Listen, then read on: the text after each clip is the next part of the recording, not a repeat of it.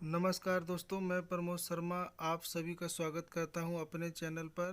तो हमारे चैनल को प्लीज़ सब्सक्राइब कीजिए और साथ में बेल आइकन दबाइए ताकि हमारी अगली वीडियो की नोटिफिकेशन आप तक पहुंच सके। तो अब हम पढ़ेंगे आगे डिस्ट्रीब्यूटिव प्रोनाउन। डिस्ट्रीब्यूटिव प्रोनाउन क्या होता है?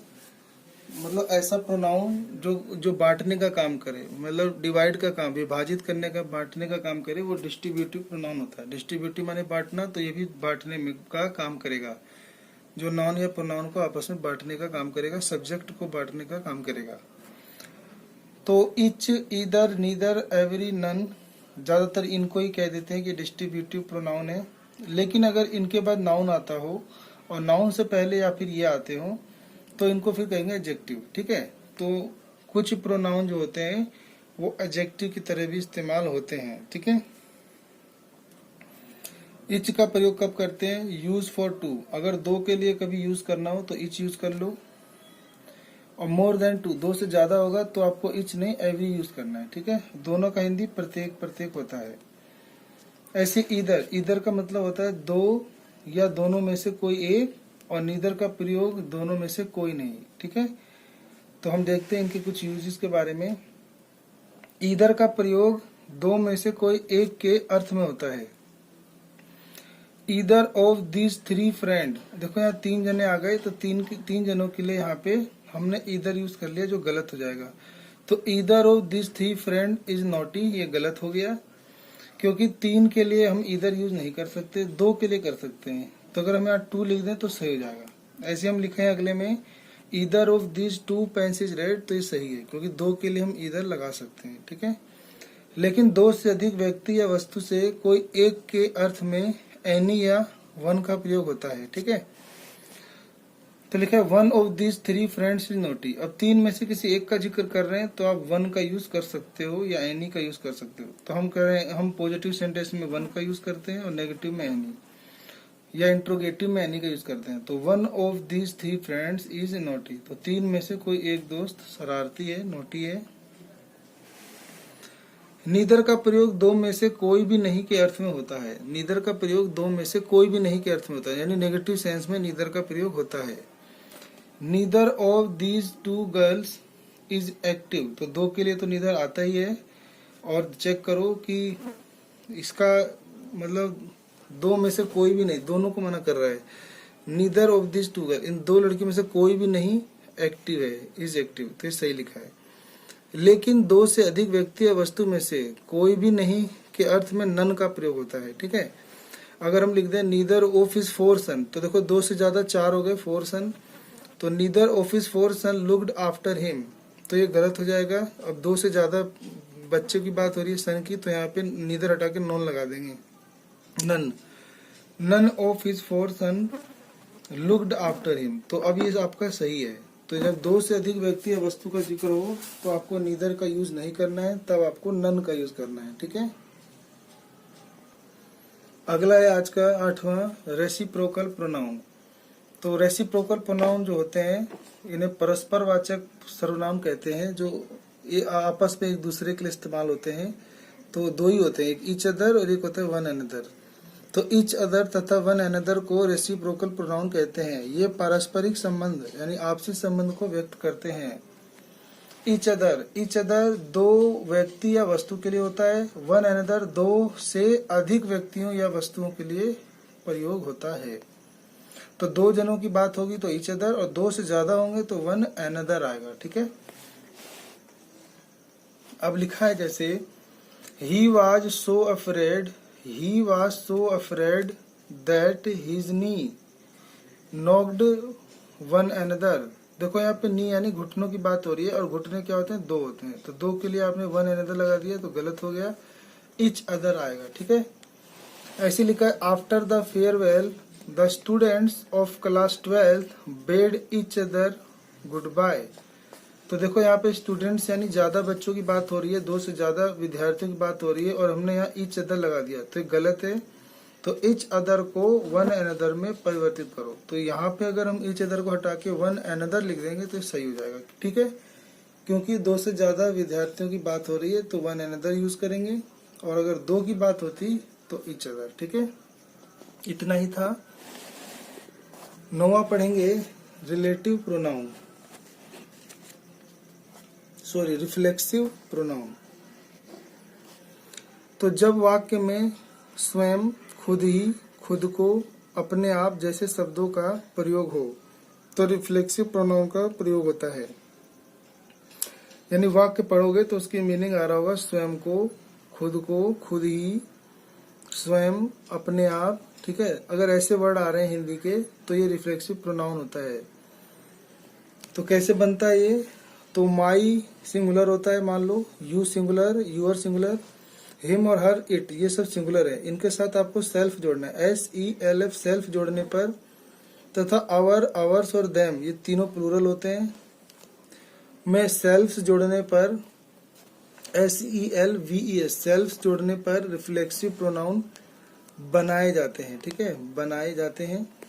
यानी रिफ्लेक्सिव प्रोनाउन बनाना है तो कुछ प्रोनाउन होते हैं, इन्हें पजेसिव प्रोनाउन कहते हैं।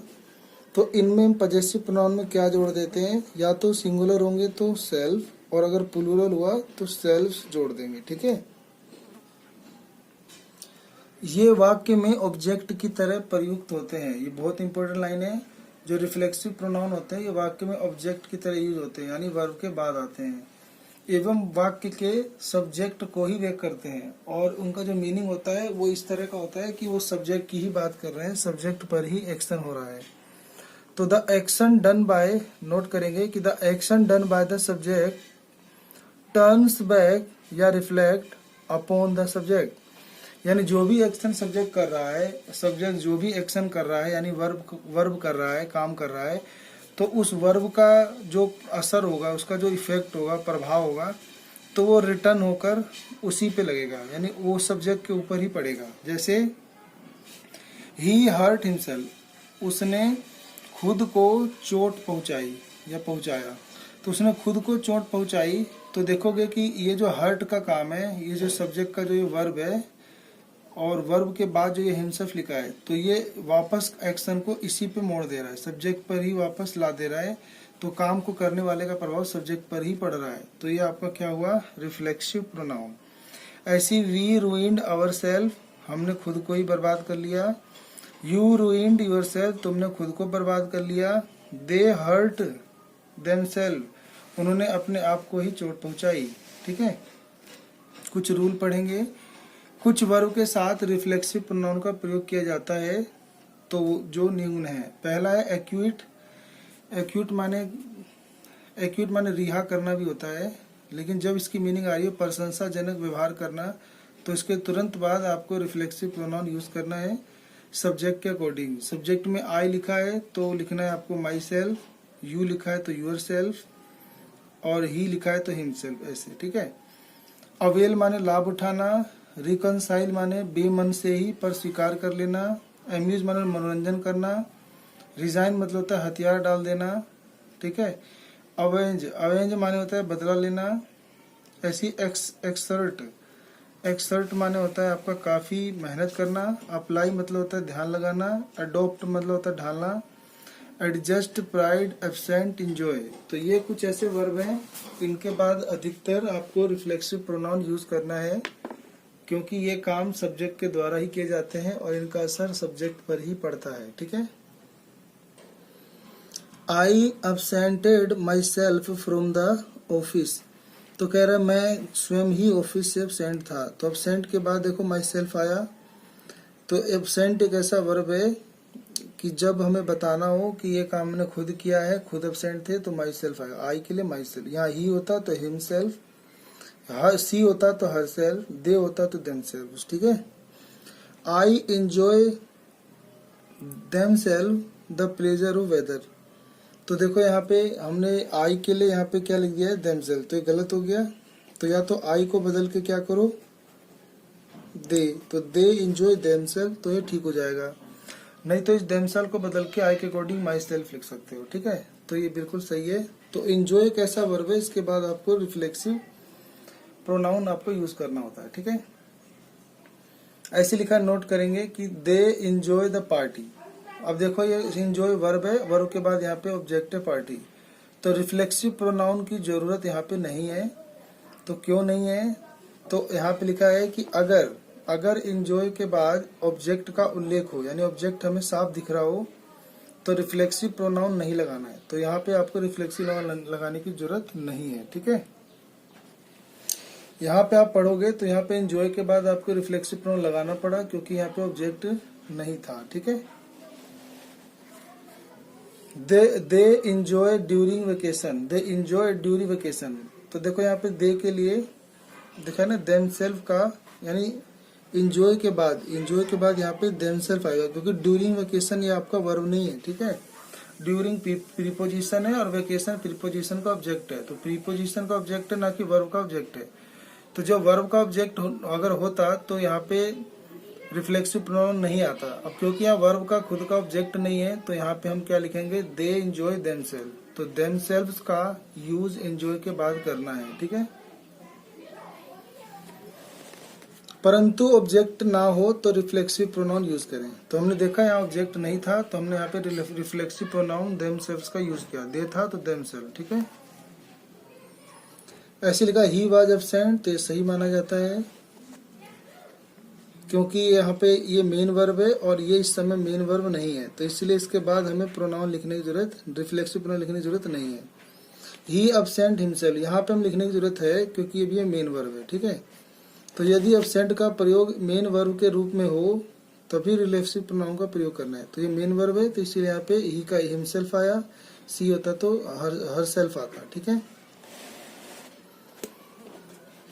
तो कुछ ऐसी वर्ब हैं जिनके साथ रिफ्लेक्सिव प्रोनाउन का यूज ना करें, ठीक है। तो कौन कौन सी वर्ब है वो तो दिखेगा आपको। Keep, break, set, bath, make, stop, steal, qualify, move, open, draw, rest, roll, burst, hide, feed, gather, turn, etcetera.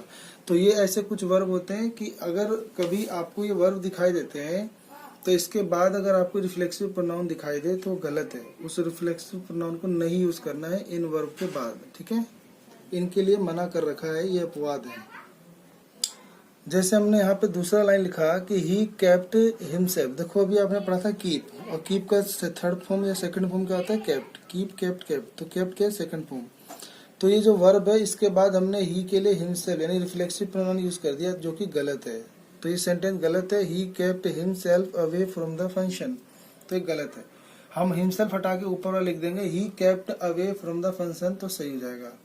ऐसी सी हिड इन द रूम, तो हिड यानी हाइड, हाइड की ये सेकंड फॉर्म है। तो इसके बाद हम यहाँ पे रिफ्लेक्सिव प्रोनाउन यूज नहीं करना है, क्योंकि हाइड एक ऐसा वर्ब है जिसके बाद हमें रिफ्लेक्सिव प्रोनाउन यूज नहीं करना है। तो ये आपका पहला सही है। अगर आपने कर दिया she hid himself in the room, ये गलत हो जाएगा। वैसे भी सी के लिए हिमसेल्फ यूज नहीं करते, सी के लिए हर सेल्फ यूज करते हैं, तो ये भी गलत है। She hid herself in the room, क्योंकि हिड एक ऐसा वर्ब है जिसके बाद हमें रिफ्लेक्सिव प्रोनाउन लिखना ही नहीं होता, तो ये गलत है, ठीक है। नोट करेंगे कि सब्जेक्ट अथवा ऑब्जेक्ट के रूप में एक रिफ्लेक्सिव प्रोनाउन का प्रयोग तब तक नहीं हो सकता जब तक उसके पहले संबंधित नाउन या प्रोनाउन का उल्लेख ना हो। तो ये जो माई सेल्फ और हर सेल्फ होता है, इनका इस्तेमाल तभी कर सकते हैं जब इनसे पहले सब्जेक्ट या ऑब्जेक्ट के बारे में जिक्र कर चुका है जिससे ये संबंधित हैं। हमने लिखा कि my self Ramesh from Delhi, तो ये गलत हो जाएगा। माई सेल्फ आप सब्जेक्ट की तरह यूज नहीं कर सकते, क्योंकि इससे पहले आपने इनका जिक्र किया नहीं, किसकी बात हो रही है। आपको माई सेल्फ को हटा के लिखना पड़ेगा I am Ramesh from Delhi. ऐसे हमने लिख दिया yourself and he reached there in time, ये गलत हो जाएगा। यूअर सेल्फ सब्जेक्ट नहीं बन सकता, हमें अभी जानकारी नहीं है कि किस नाउन प्रोनाउन की बात हो रही है, तो इसको हटा के यू लिख दोगे। You and he reached there in time, ये सही है। I myself did this work, ये सही है, क्योंकि आई के तुरंत बाद हम माई सेल्फ लगा सकते हैं जोर डालने के लिए। तो इस समय जब आई यानी सब्जेक्ट के तुरंत बाद हम कोई ऐसा वर्ड लिखते हैं तो इस समय रिफ्लेक्सिव प्रोनाउन नहीं रह जाता, ये एम्फैटिक प्रोनाउन है। ये खुद पे सब्जेक्ट पे जोर देने के लिए यूज हो रहा है, महत्व बढ़ाने के लिए, जोर देने के लिए यूज होता है। यहाँ पे ये एम्फैटिक प्रोनाउन की तरह यूज हुआ है, ठीक है। तो अब हम 10वां खत्म करेंगे आज, एम्फैटिक प्रोनाउन। तो एम्फैटिक मतलब होता है जोर डालना, दबाव डालना, ठीक है। तो रिफ्लेक्सिव प्रोनाउन एवं एम्फैटिक प्रोनाउन बनावट में व देखने में एक समान होते हैं। एम्फेटिक प्रोनाउन का प्रयोग किसी नाउन या प्रोनाउन का एम्फेसाइज यानी महत्व बढ़ाने या जोर डालने, दबाव डालने के लिए किया जाता है या इनके हेतु किया जाता है। नोट, इसका प्रयोग सब्जेक्ट के तुरंत बाद किया जाता है। तो हमने देखा था रिफ्लेक्सिव प्रोनाउन में, जो रिफ्लेक्सिव प्रोनाउन होते हैं वो वर्ब के बाद आते हैं या ऑब्जेक्ट की तरह यूज होते हैं। फिर हमने लेकिन यहाँ देखा कि एम्फेटिक प्रोनाउन जो होते हैं ये सब्जेक्ट के तुरंत बाद आते हैं। तो नीचे वाले सेंटेंस से बिल्कुल क्लियर हो जाएगा आपको। I myself solve this question, तो आई के तुरंत बाद माई सेल्फ आया है, तो ये रिफ्लेक्सिव प्रोनाउन नहीं है, सब्जेक्ट के साथ है, सब्जेक्ट पे ही जोर डालने के लिए यूज हुआ है, बात को जोरदार तरीके से बोलने के लिए किया गया है, तो ये आपका एम्फेटिक प्रोनाउन है। ठीक है। She herself found the solution, he himself came to see the patient, और you yourself admitted your fault. तो यहाँ पे आई के लिए माई सेल्फ, सी के लिए हरसेल, ही के लिए हिमसेल्फ, यू के लिए योरसेल्फ, ये सारे के सारे तुरंत सब्जेक्ट के बाद आए हैं, वर्ब से पहले आए हैं। तो ये इनका काम है अपने जो पहले वाला जो सब्जेक्ट है उसी के ऊपर जोर डालना, दबाव डालना, उसका महत्व बढ़ाना। तो इस प्रकार के यूज को कहा जाता है एम्फेटिक प्रोनाउन। तो हमने आज एम्फेटिक प्रोनाउन तक 10वीं के 10 प्रोनाउन खत्म कर दिए हैं।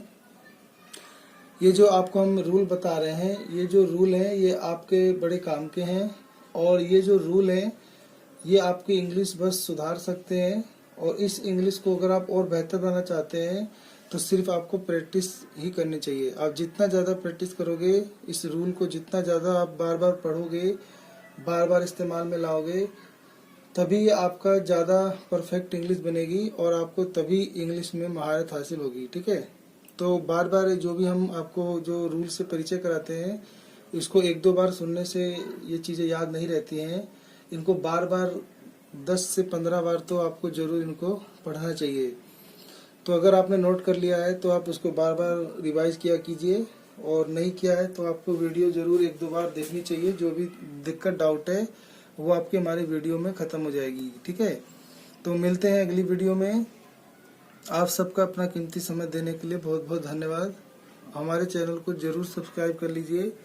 ऐसा करना बिल्कुल फ्री होता है, इसके लिए आपका कोई पैसा नहीं कटता है। ठीक है।